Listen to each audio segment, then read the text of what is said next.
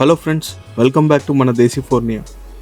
ఇవాళ మనం chicken curry ఎలా చేయాలో అని కాకుండా ఒక most misunderstood but historically rich అయిన ఓక్లాండ్ అనే ప్లేస్ని చూడబోతున్నాం. వీడియో ఇంట్రెస్టింగ్గా ఉండబోతుంది, సో చివరి వరకు అయితే చూడండి.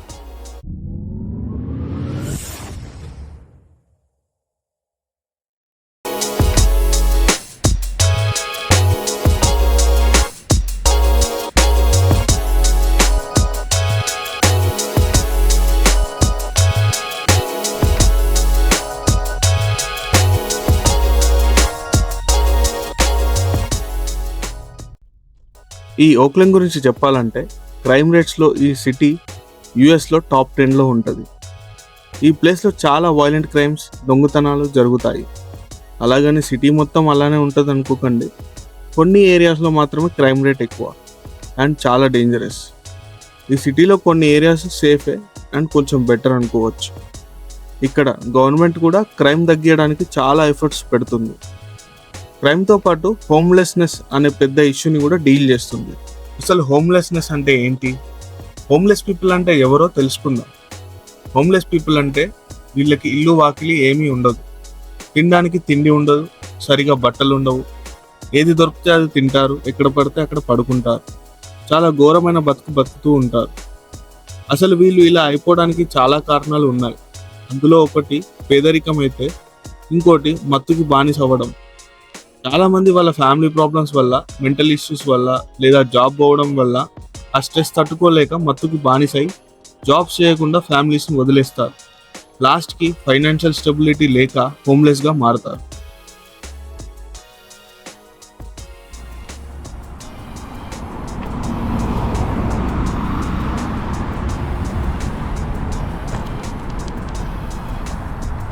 అదేంటి, ఎక్కడో ఇండియా నుంచి చాలామంది వచ్చి ఇక్కడ ఇల్లు కొనుక్కొని సెటిల్ అవుతున్నారు, మరి వీళ్ళు ఎందుకు ఇలా తయారవుతున్నారు అని అనుకోకండి. ఎందుకంటే యుఎస్లో వర్క్ లైఫ్ బ్యాలెన్స్ చాలా కష్టం. ఎంతైనా ఇండియన్స్ పని చేసినట్టు అమెరికన్స్ పని చేయలేరు. ఎందుకంటే అమెరికన్స్లో సంపాదించి కొడుకులకి కూతుళ్ళకి ఇవ్వాలనే కాన్సెప్ట్ లేదు. నీకు నువ్వే సంపాదించుకో, నీకు నువ్వే ఖర్చు పెట్టుకో అన్నట్టు ఉంటారు. ఇక్కడ మీ ఆస్తిని వేరే వాళ్ళకి ట్రాన్స్ఫర్ చేసే ప్రాసెస్లో మీ ఇన్కమ్ హై ఉన్నా లేదా ఇన్కమ్ మీద ఏమైనా ప్రాఫిట్ చేసుకున్నా గవర్నమెంట్కి ట్యాక్స్ అనేది కట్టాలి. సో బేసిక్గా అమెరికన్స్ అందరూ వాళ్ళ కోసమే వాళ్ళు బతుకుతారు, సంపాదిస్తారు, ఖర్చు పెడతారు, లైఫ్ని ఎంజాయ్ చేసే వరకు ఎంజాయ్ చేస్తారు. ఈ సంపాదించే ప్రాసెస్లో వర్క్ అయితే పక్కా చేయాలి. ఒకవేళ సేవింగ్స్ లేకపోతే మహా అంటే ఒక 1 year సర్వైవ్ అవుతారు. ఆ తర్వాత చాలా కష్టం, రోడ్డు మీదకి వచ్చే పరిస్థితి అయితే ఉంటుంది. అందుకే ఇక్కడ ఎవరు ఖాళీగా ఉండరు. బట్ అమెరికాలో వర్క్ స్ట్రెస్ చాలా ఎక్కువ. దానికి తోడు high competition, long work hours, targets, dead lines వల్ల చాలామంది స్ట్రెస్ ఫీల్ అవుతారు. వర్క్ లైఫ్ బ్యాలెన్స్ మెయింటైన్ చేయడం చాలా అంటే చాలా డిఫికల్ట్ ఇక్కడ. పర్సనల్ టైం అస్సలు ఉండదు. వర్క్ తర్వాత కూడా ఈమెయిల్స్, మెసేజెస్, కాల్స్ అటెండ్ చేయాల్సిన పరిస్థితి ఉంటుంది. మెంటల్ బ్రేక్ కోసం ఏమీ ఉండవు. ఏమైనా ఉన్నా అన్ని వీకెండ్స్లోనే చేసుకోవాలి. మనకైనా పండుగలు పబ్బాలు ఉన్నాయి, వీళ్ళకి అవి కూడా ఉండవు. ఇలా కంటిన్యూస్గా పని చేసి లాస్ట్కి మెంటల్గా డిస్టర్బ్ అవుతారు. అలా డిస్టర్బ్ అయినప్పుడు కొందరు వైలెంట్ క్రైమ్స్ చేస్తారు. మనం టీవీలో అప్పుడప్పుడు చూస్తాం కదా, గన్ తీసుకొచ్చి అందరినీ కాల్చారని. అలాంటివి జరిగేవి ఇందుకే.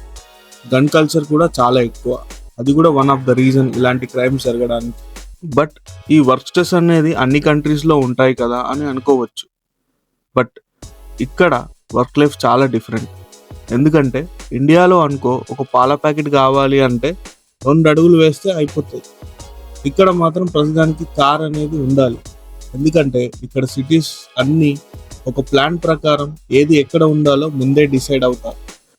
సో ఆ ప్లాన్ ప్రకారమే రెసిడెన్షియల్ ఏరియాస్ అన్నీ ఒక ప్లేస్లో, కమర్షియల్ ప్లేసెస్ అన్నీ ఇంకో ప్లేస్లో కడతారు. రెసిడెన్షియల్ ప్లేసెస్లో బిజినెస్ చేయడానికి వీలు ఉండదు.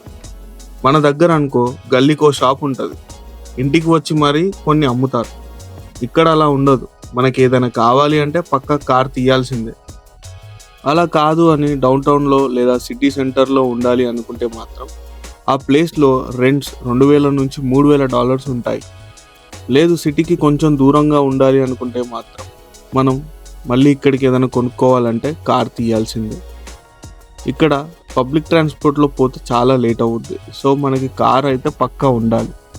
కార్ ఉంటే పెట్రోల్ ఖర్చు, కార్ ఇన్సూరెన్స్, ప్రతి year registration renewal, car maintenance అంతా కలిపి మళ్ళీ ఆ $2,000-3,000 అవుతాయి.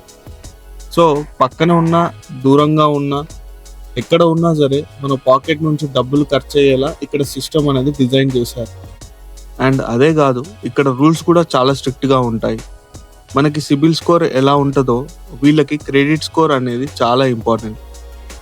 క్రెడిట్ స్కోర్ లేకున్నా లేదా తక్కువగా ఉన్నా మీరు బయట ఏదైనా కొనాలి అంటే మీకు లోన్ అయితే ఇవ్వరు. ఒకవేళ లోన్ ఇచ్చినా ఎక్కువ ఇంట్రెస్ట్ రేట్ ఉంటుంది. సో క్రెడిట్ స్కోర్ పెరగాలంటే క్రెడిట్ కార్డ్ అయితే తీసుకోవాలి అండ్ యూజ్ చేయాలి. ఇంకా క్రెడిట్ కార్డ్ ఉంటే ఏమవుతుందో మనకు తెలుసు. సో అప్పులని బ్యాలెన్స్ చేసే ప్రాసెస్లో ఇష్టం లేని జాబ్స్ చేస్తూ స్ట్రెస్ ఫీల్ అయ్యే వాళ్ళు చాలామంది ఉంటారు ఇక్కడ.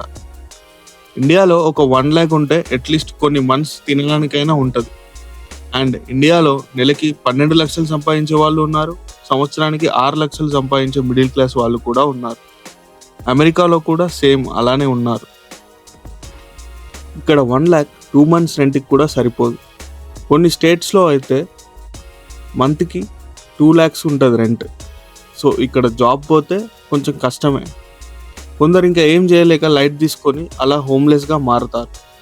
So coming back to the topic, ఓక్లాండ్ని విజిట్ చేసేటప్పుడు మనం మన సరౌండింగ్స్ అయితే చాలా గమనించాలి. రిస్కీ ఏరియాస్లో లేట్ నైట్ అయితే అస్సలు వెళ్ళొద్దు. అండ్ ఇక్కడ ఉన్న లోకల్ పీపుల్ నుంచి సేఫ్టీ అడ్వైస్ అయితే తీసుకోవాలి. ఓక్లాండ్లో క్రైమ్ ఉంది, కానీ డేంజరస్ సిటీ అని మీడియా కొంచెం హైప్ చేసింది. But it's a city with rich cultural history. ఇప్పుడు గవర్నమెంట్ కూడా కొంచెం సిచ్యువేషన్ని ఇంప్రూవ్ చేసే ప్రాసెస్లో ఉంది. ఇప్పుడంటే ఈ సిటీ ఇలా ఉంది, కానీ ఒకప్పుడు ఇది ఒక మంచి సిటీ. ఈ సిటీ నుంచి చాలామంది సెలబ్రిటీస్ కూడా ఉన్నారు, అందులో కమలా హ్యారిస్ ఒకరు.